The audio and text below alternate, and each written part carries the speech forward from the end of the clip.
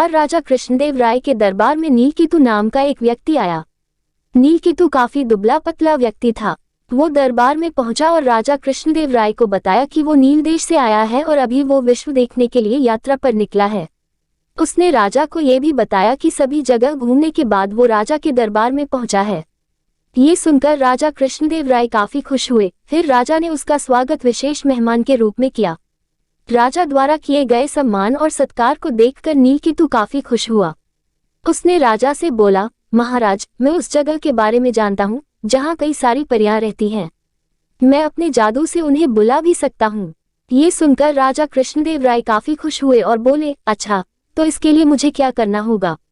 ये सुनकर नीलकेतु ने राजा को रात में तालाब के पास आने को कहा और बोला कि वो परियों को मनोरंजन और नृत्य के लिए बुला सकता है।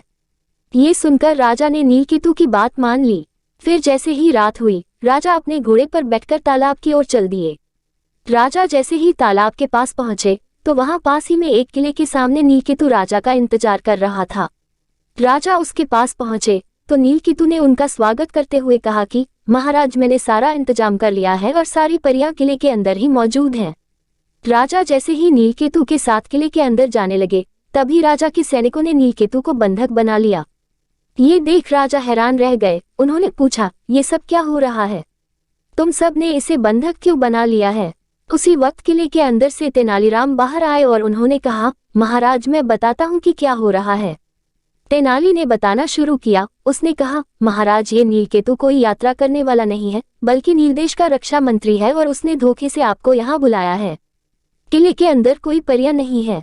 ये सिर्फ आपको यहाँ मारने के लिए लेकर आया था।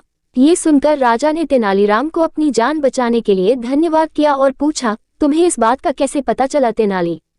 फिर तेनाली ने कहा कि महाराज, पहले दिन ही जब वो दरबार में आया था, उसी दिन मुझे इस पर शक हो गया था।